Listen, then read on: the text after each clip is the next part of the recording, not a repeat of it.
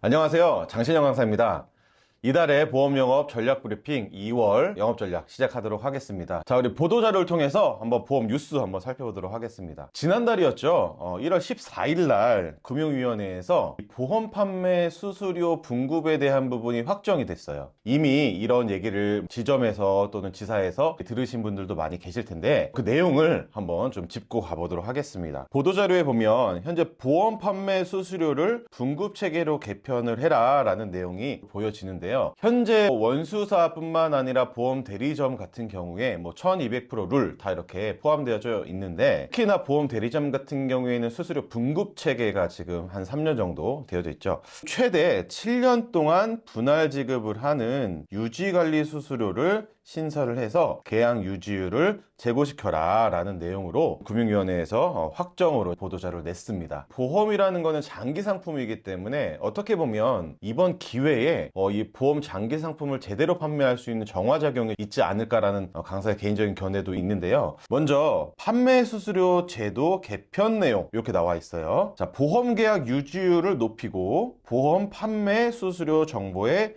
투명성을 강화해서 보험 계약자의 알 권리를 제고하는 것이다. 합리적인 판매 수수료 관리 체계를 정립하는 것도 정책 목표이다 라고 하는 내용을 볼 수가 있습니다. 국내 보험 계약 유지율은 2년간 경과 시점에 약 70% 수준으로 주요국 대비 비정상적으로 낮은 수준이다. 현재 금융 선진국이라고 하는 싱가포르, 대만, 일본 25차월 보험 계약 유지율이 평균적으로 다 90%가 넘습니다. 하지만 우리나라 같은 경우에는 70% 이하로 되어져 있기 때문에 보험을 장기적으로 유지하는 데 있어서 한국이 상당히 좀 취약하다라는 부분 보여지고요. 자, 판매 수수료 대부분이 선지급이 되어서 설계사의 계약 유지 관리 유인이 부족하고 실적 달성 조건부로 지급되는 고액의 정착지원금 등이 잦은 계약 순환 계약을 유발한다고 지적되고 있다라는 내용이 보여집니다. 기존 선지급 수수료 외에 최대 7년간 분할 지급되는 유지 관리 수수료를 신설하여 보험 설계사들의 계약 유지 관리 서비스 대가로 지급한다. 또한 계약 유지 5년에서 7년 차에는 장기 유지 관리 수수료를 추가로 지급하여 보험 계약이 유지되는 기간에 길수록 설계사가 수령할 수 있는 수수료도 증가될 수 있도록 설계하였다. 이 내용도 그렇게 나쁜 내용은 아니다 라는 내용으로 보여집니다. 자, 두 번째 큰 이슈 한번 살펴보도록 할 텐데요. 4대 보험이라고 불리우는 내용 중에 특히나 우리 노후를 책임지고 있는 국민연금의 보험 요율이 9.5%로 올라갔습니다. 현재는 9%였죠. 현재 4대 보험의 내용들을 요율이 어떻게 올랐는지를 한번 조사를 해봤습니다. 먼저 대표적인 4대 보험 중에 첫 번째인 국민연금. 원래는 요율이 9%였는데 0.5%가 오른 9.5%로 지금 요율이 상승이 됐죠. 자, 28년 만에 인상이 시작이 됐다고 합니다. 자, 두 번째 4대 보험 중에 가장 중요한 또 건강보험, 이 장기 요양보험도 건강보험 안에 속해 있죠. 2025년 요율이 7.09%였는데요 0.1%가 올라서 7.19%로 요율 변경이 있습니다. 평균을 한번 따져봤더니 직장인들 평균 건강보험료가 약 2,235원 정도 인상이 됐다라는 내용 보여지고요. 자, 그리고 4대 보험 안에 고용보험과 산재보험이 있는데 해당 요율은 지금 작년 대비 똑같습니다. 자, 지금 국민연금과 건강보험, 장기요양보험 같은 경우에 요율이 계속적으로 오르고 있다는 거는 이제 대한민국이 고령화 사회를 넘어서 초고령화 사회에 적극적으로 진입을 했다라는 내용으로도 보여집니다. 자, 2월 달에 그러면 우리가 어떤 내용으로 적극적으로 영업을 해야 될지 한번 살펴보도록 하겠습니다. 자, 첫 번째는 치매 간병보험 관련해서 재가와 시설, 생활비 주는 플랜 있죠? 해당 플랜을 좀 활성화시켜야 됩니다. 그 이유인 즉슨 현재 대부분의 많은 회사들이 판매를 하고는 있지만 점차 이 재가와 시설에 대한 이 특약을 삭제하거나 판매 중지하는 회사들이 점점 많아지기 시작했기 때문에 그래요. 자, 여러분들 재가랑 시설, 생활비는 언제까지 줘야 되죠? 평생 지급되는 연금과 같은 그런 효과를 가지고 있기 때문에 2월 달에는 재가랑 시설, 생활비 적극적으로 좀 판매를 해야 될 것 같습니다. 자, 두 번째는 세대는 요즘 많이 교육 받으실 텐데요. 레켐비 보장을 적극적으로 판매를 해야 될 것 같습니다. 여러분들 잘 아시다시피 알츠하이머 치매 환자의 치료 효과에 아주 우수한 효능을 보이고 있기 때문에 레켐비 현재 비급여입니다. 하지만 보험료가 그렇게 많이 비싸지 않아요. 그래서 한 60세가 넘으신 분들께 뭐 갱신도 있고 비갱신도 있기 때문에 우리가 잘 설계를 해서 평균 한 2, 3만 원이면 충분히 준비를 하실 수가 있기 때문에 2월달 60이 넘으신 그런 고령층에 대해서는 한번 제안을 해주셨으면 좋겠습니다. 자, 이제 5세대 실손보험은 계속적으로 제가 매월 말씀을 드리고 있는 내용인데 지금 2월달이 됐으니 이제 곧 만날 날이 이제 멀지 않았죠. 그렇다면 지금 여기 출시 예정에 따른 수술비와 치료비와 같은 것들을 지금 준비를 잘 해놔야 된다라는 말씀 드리고 싶고요. 자, 최근에 조금 단기납 이 종신보험 판매가 꺾인 것 같긴 느낌이 좀 듭니다. 근데 요즘에 좀 치고 올라오는 그런 종신보험의 유형이 바로 이런 거죠. 7년 차에 환급률 100%가 되는 20년 납 종신보험 같은 경우가 좀 판매가 많이 활성화되고 있는 것 같습니다. 그 이유인 즉슨 뭐 여러분들 잘 아시겠지만 수수료가 종신보험 20년 납 기준으로 지급이 되고 있기 때문에 7년 차에 환급률 100%가 되는 분들 꾸준히 2월 달에도 판매가 많이 될 거라는 생각이 듭니다. 젊은 세대가 연금보험 관심이 아주 폭증을 하고 있다고 합니다. 연금보험 잘 공부하셔서 젊은 층에게도 판매를 하시면 좋을 것 같습니다. 얼마 전에 연말 정산으로 관심도가 올라가는 상품이 하나 있죠. 연금저축보험입니다. 연금저축보험 같은 경우에는 우리가 미리 준비를 잘 해놔야 또 내년 연말 정산할 때 세액공제 혜택을 받을 수 있기 때문에 세액공제와 노후 준비 두 가지를 같이 준비할 수 있는 연금저축보험 판매에도 여러분들은 관심을 많이 가지셨으면 좋겠고요. 자, 요즘 뉴스에서 매일같이 화재 사고가 나오고 있습니다. 자, 화재보험은 적어도 한 3월까지는 이슈가 되는 상품이기 때문에 꾸준히 화재보험 상품 세일즈 하시면 좋을 것 같습니다. 요렇게 전체적으로 2월달 핵심 영업 전략 한번 살펴봤습니다. 자, 여러분들 2026년 현재 100세가 넘는 인원이 몇 명이나 될까요? 8,726명이나 됩니다. 전체 8,726명 중에 남성분들은 1,441명, 약 16.5% 정도 되고요. 여성분들이 많아요. 7,285명, 83.5%가 됩니다. 예전부터 장수는 복이라고 이야기를 많이 했죠. 하지만 준비 없는 장수는 재앙이죠. 그래서 우리가 보험과 연금을 잘 가입시켜 드리는 것도 우리의 중요한 사회적인 역할이라고 생각을 합니다. 베이비부머 세대와 2020년대 세대를 한번 비교해 볼게요. 보험 세일즈에 큰 시사점이 있습니다. 자, 먼저 베이비부머 세대 그리고 현재 대한민국 2026년도를 비교를 한번 해보겠습니다. 자, 먼저 합계 출산율. 자, 베이비부머 세대에 태어나신 이 분들 같은 경우에는 평균 형제자매가 5명 이상이에요. 이때 당시에는 한 집에 6명 정도가 태어났다고 합니다. 하지만 지금은 한 명도 태어나지가 않죠. 자, 두 번째 연간 출생아 수를 한번 살펴볼게요. 자, 베이비부머 세대 같은 경우에는 1년에 약 108만 명 정도가 태어났습니다. 하지만 현재는 25만 명 정도만 태어나고 있어요. 자, 그리고 중간 연령도 한번 살펴보겠습니다. 중위 연령. 자, 베이비부머 세대 같은 경우에는 19세가 중위 연령이었어요. 지금 26년도 기준으로 봤을 때 중위 연령은 47.3세 정도 됩니다. 무려 60여 년 동안 28세가 올라갔죠. 자, 또한 65세 이상 인구 비중을 한번 살펴보면 이 베이비부머 세대가 한참 태어날 때 1960년대는 2.9%밖에 되지 않았어요. 그러니까 현재는 지금 65세 이상 인구가 대한민국의 21.56%가 됩니다. 무려 7배나 증가를 했죠. 자, 인구 구조 형태는 지금 많이 바뀌었어요. 역피라미드형으로 바뀌었죠. 기대수명 같은 경우도 베이비부머 세대는 52.4세, 현재 대한민국은 84.7세로 무려 32년 이상이나 기대수명이 늘어났습니다. 현재 대한민국에서 가장 많은 그 인구 구조를 이루고 있는 연령대가 50에서 59세입니다. 이 분들의 부모님들은 80에서 99세 사이이실 거예요. 자, 그렇다면 이분들의 노후는 누가 책임질 수 있습니까? 자녀들인 50세대에서 60세대까지가 형제들 돈 모아서 해결을 할 수가 있는 부분이 있어요. 자, 그러면 여러분 20년 뒤에 이분들께서 노후 세대가 다가왔을 때는 우리 자녀 세대 30대 분들이 과연 지탱을 할 수 있을까요?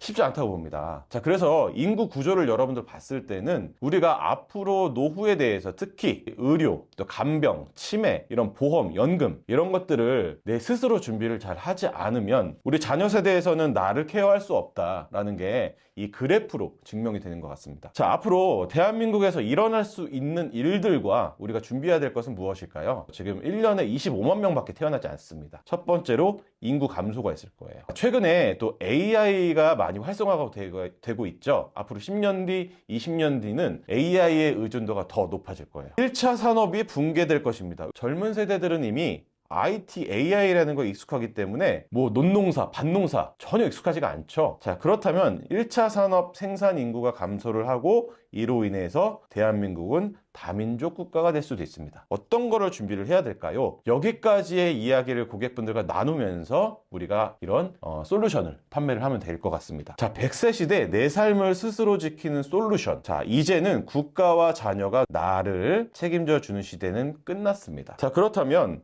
두 가지 전략을 세워보면 좋을 것 같은데요. 첫 번째는 소득 전략입니다. 우리가 연금을 준비하는 데 있어서 3층 연금을 많이 이야기를 했는데 이제는 4층 연금 시스템을 구축해야 된다라는 말씀 드리고 싶습니다. 국민연금 요율이 지금 오르고 있어요. 그렇죠? 그리고 연금 수령 시기도 늦춰지고 있어요. 그렇다 보니 은퇴 이후에 연금을 받기 위한 소득의 공백기가 생기는 게 대한민국의 현실입니다. 첫 번째로 우리가 가장 기본 중에 기본이 뭐예요? 국민연금을 준비를 하자라는 내용인데 지금 계속 아까도 보셨지만 28년 만에 요율 인상이 있었죠. 앞으로 점점 이렇게 요율이 계속 인상될 거란 말이에요. 그러면 자, 두 번째는 퇴직연금입니다. 직장생활 하시는 분들 같은 경우에 안정적인 생활비를 좀 마련하기 위해서는 퇴직연금도 필요한 내용이죠. 자, 그리고 마지막으로 우리가 판매하고 있는 개인연금, 주택연금과 같은 것들로 4층 연금 시스템을 만드는 게 상당히 중요해졌습니다. 자, 그런데 여러분들 자영업 하시는 분들 같은 경우에는 퇴직연금 있나요? 없죠. 그리고 개인연금도 준비 안 하신 분들이 많습니다. 이런 내용들을 같이 고객분들과 이야기해 주셨으면 좋겠어요. 자, 지출 전략도 우리가 세워야 됩니다. 이제는 사망보장에서 간병 케어 보장으로 전환이 되고 있는 시대죠. 베이비부머 세대가 많이 출생하실 때보다 많이 바뀌었죠. 80대, 90대 인구가 급증하는 시대죠. 언제 죽느냐 보다는 어떻게 아프며 사느냐가 더 큰 리스크입니다. 자, 그래서 우리 두 가지를 2월달 이 시점에 고객분들과 충분한 대화와 컨설팅을 해드려야 되는데요. 첫 번째는 간병인과 재가급여 보험을 준비를 해야 된다라는 내용을 꼭 고객분들께 안내를 해주셨으면 좋겠어요. 자, 특히 간병인 지원 일당 지금 하루에 20만 원씩 지원받을 수 있는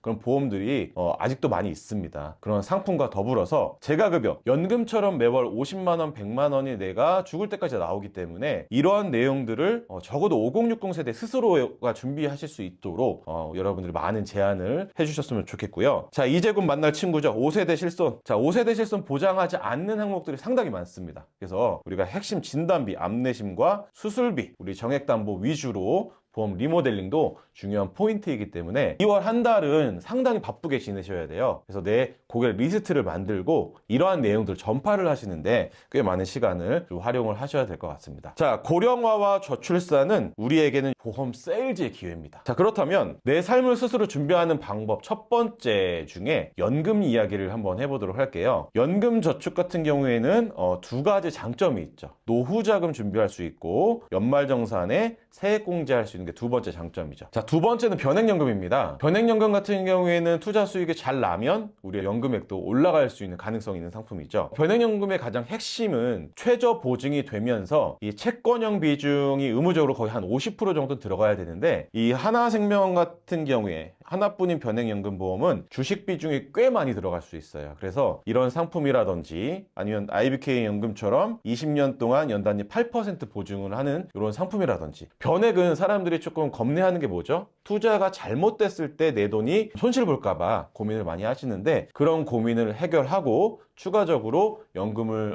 더 수령할 수 있는 가능성이 있는 상품들이기 때문에 여러분도 최저 보증되는 회사들 잘 살펴보시고 2월 달에 연금 세일즈도 적극적으로 하셨으면 좋겠습니다. 자, 내 삶을 스스로 준비하는 방법 두 번째는 재가와 시설과 관련된 생활비 준비인데요. 여러분들 치매보험보다는 장기 요양보험이 범위가 더 넓은 건 아시고 계실 거예요. 자, 이 장기 요양보험 인정등급 상태를 신청할 수 있는 대상자는 의료급여 수급자로서 65세 이상 이상 노인과, 자, 65세 미만 같은 경우에는 노인성 질병을 앓고 있는 자가 등급 신청을 할 수가 있습니다. 자, 등급은 크게 1등급에서 5등급으로 나눠지죠. 가장 심각한 게 어떤 등급이죠? 네, 1등급이 가장 심각한 등급이에요. 심신의 기능 장애 상태로 전적으로 다른 사람의 도움이 필요한 자로 1등급 인정점수 95점 이상으로 되어져 있습니다. 자, 평균적으로 우리가 4에서 5등급 정도는 정상적인 생활과 대화도 가능한 상태죠. 이 재가시설보험 고르실 때는 1, 2, 3등급 뿐만 아니라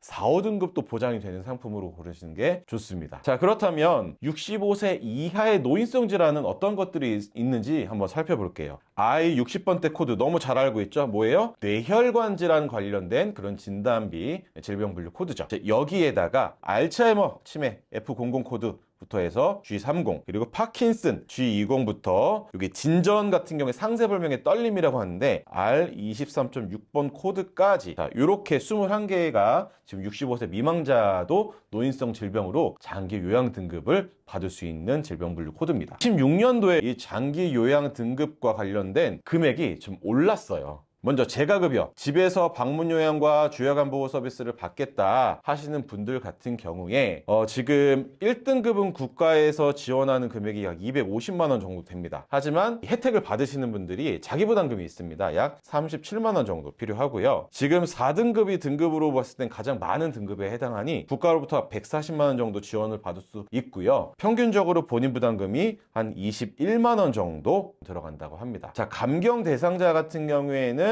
자기 부담금이 일반인들보다 좀 낮습니다. 그래서 감경 대상자는 하단의 내용 한번 살펴보시면 좋겠습니다. 자, 시설급여 같은 경우도 26년도 넘어오면서 요율이 막 올랐기 때문에 보험료도 좀 올랐죠. 요양원은 하루당 수가로 계산이 됩니다. 그래서 국가가 80%를 지원하고 본인이 20%를 부담을 하는데요. 자, 1등급 같은 경우에는 하루 급여 수가가 93,000원, 30일 기준으로 본인 부담금은 약 55만 원 정도가 됩니다. 여기에 플러스로 식사 재료비, 상급 침실료는 별도로 부담이니까 국가 지원 이외에도 1등급 같은 경우에는 한 70에서 100만 원 정도는 자기 부담금이 필요하다는 거죠. 등급이 낮은 3, 4, 5등급 같은 경우에도 자기 부담금이 한 48만 원 정도가 필요해요. 자, 그렇다면 우리가 이런 자기 부담금을 어떤 걸로 좀 준비를 시켜 드려야 될까요? 맞습니다. 제가 시설 치매감병보험으로 준비를 시켜 드려야 되겠죠. 생명보험사에 이렇게 해당하는 회사들의 가입 설계를 한번 해봤어요. 제가 시설 1에서 5등급 50만 원씩 받고요. 유형 무해지인지 저해지인지 그리고 만기는 언제까지인지, 대부분 제가 시설보험은 면책기간이 90일입니다. 자, 20년 차에 해지 환급률도 한번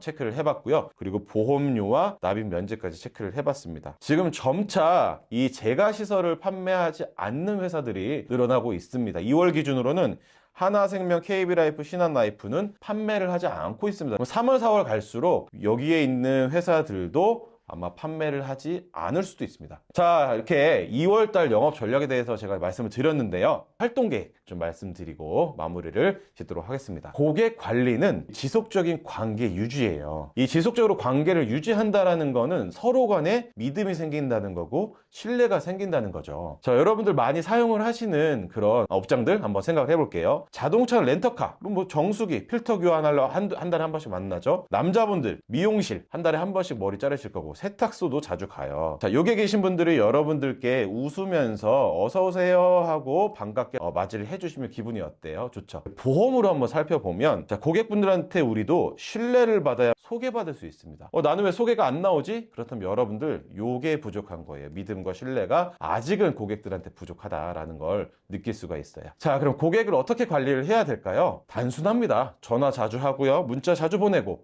카톡도 하고 생일이면 선물도 보내고, 그리고 뭐 한두 달에 한 번씩 세일즈와 관련된 상품 브로셔도 보내고, 그래서 고객과의 계속적인 접점을 만들고 지속적인 관계 유지를 해야 됩니다. 저도 영업을 현장에서 같이 하고 있기 때문에 제가 샘플로 보내는 메시지를 한번 담아봤어요. 고객분들이 받았을 때 스팸으로 여겨지지 않고 이분한테 이런 연락이 왔구나, 보험 정보도 있네, 그럼 나중에 보험 물어볼 때는 이분께 물어봐야지 라는 느낌을 가질 수 있을 정도의 그런 내용들로 저도 지금 꾸준히 보내고 있습니다. 고객과의 지속적인 관리와 그를 통한 믿음과 신뢰를 우리가 받는 게 가장 중요한 포인트다라고 말씀을 드리고 싶습니다. 2월 영업 전략 말씀을 드렸는데요. 가장 중요한 건 정도 영업이죠. 청약서, 자필 서명, 그리고 상품 설명 충분히 해주시고 약관과 청약서 부본 전달 잘 해주셔서 우리 또 이 보험 산업 전체를 깨끗한 산업으로 만드는데 같이 기여를 해주셨으면 좋겠습니다.